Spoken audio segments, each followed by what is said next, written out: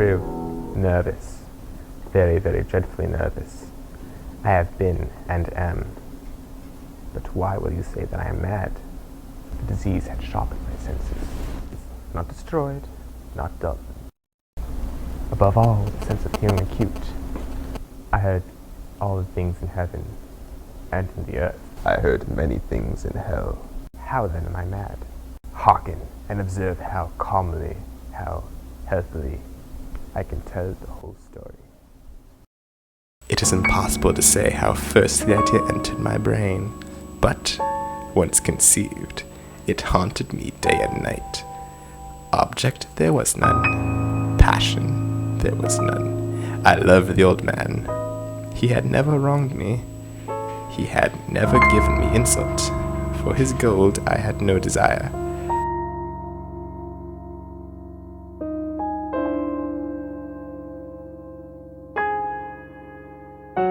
I think it was his eye. Yes, it was this. One of his eyes resembled that of a vulture.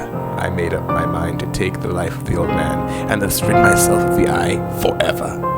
And every night, about midnight, I turned the latch of his door and opened it, oh so gently. And then, when I made an opening sufficient for my head, I put in a dark lantern, all closed so that no light shone out.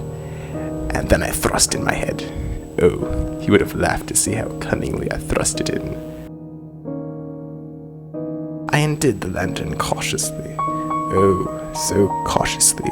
I undid it just so much that a single thin ray fell upon the vulture eye. And this I did for 7 long nights, every night, just at midnight. But I found the eye was closed. Upon the 8th night, I was more than usually cautious in opening the door. A watch's minute hand moved more quickly than did mine. Never before that night had I felt the extent of my own powers. To think that there I was opening the door, little by little, and not even to dream of my secret deeds or thoughts. I fairly chuckled at the idea, and perhaps he heard me, for he moved in the bed suddenly, as if startled. I got to open the lantern, when my thumb slipped upon the tin fastening, and the old man sprang in the bed, crying out. I kept quiet, still, and said nothing. For a whole hour I did not move a muscle. He was still sitting up in bed, listening, just as I have done, night after night. Presently, I heard a slight groan, and I knew it was the groan of mortal terror. I knew that he had been lying awake ever since the first slight noise. When he had turned in the bed, he has been trying to comfort himself, but he found all in vain. All in vain. When I had waited a long time, very patiently, I resolved to open a little crevice in the lantern. So I opened it, until at length a single dim ray, like the thread of the spider, shot out from the crevice and fell upon the vulture eye. It was open, and I grew furious as I gazed upon it. I saw it with perfect distinctness, all blue, with a hideous veil over it. I could see nothing else of the old man, for I had directed my ray, as if by instinct, precisely upon the damned spot. And now, have I not told you that what you mistake for madness is but over-acuteness? Now, I say, there came to my ears a low, dull, quick sound. I knew that sound well, too. It was the beating of the old man's heart. It increased my fury. Even yet, I refrained and kept still. I scarcely breathed. I held the lantern, motionless. I tried how stealthily I could maintain the ray upon the eye. Meantime, the hellish tattoo of the heart increased. It grew quicker, and quicker, and louder every instant. The man's terror must have been extreme. It grew louder, I say louder, every moment. And now, at the dead hour of the night, amid the dreadful silence of that old house, the beating grew louder. I thought the heart must burst. The old man's hour had come. I threw open the lantern and leaped into the room. In an instant, I dragged him to the floor and pulled the heavy bed over him.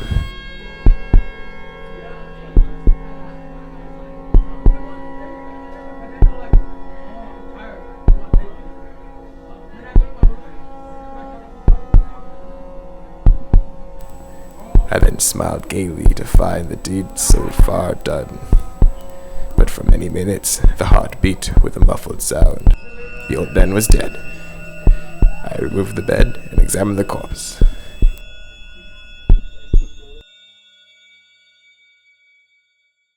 There was no pulsation. He was stone dead. His eye would trouble me no more.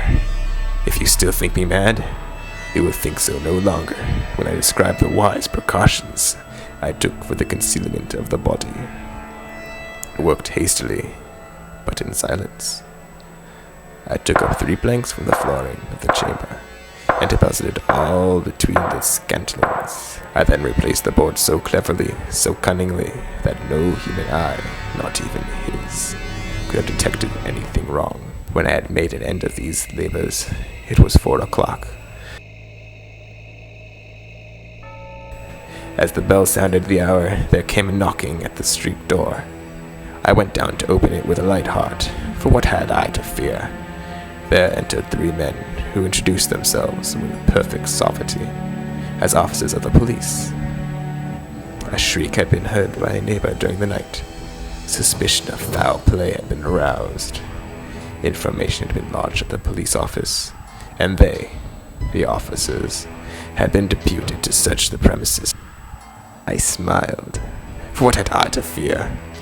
I bade the gentleman welcome. The shriek, I said, was my own in a dream. The old man, I mentioned, was absent in the country. I took my visitors all over the house.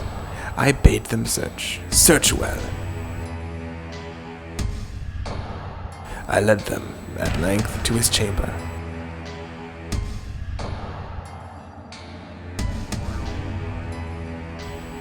I showed them his treasure, secure, undisturbed.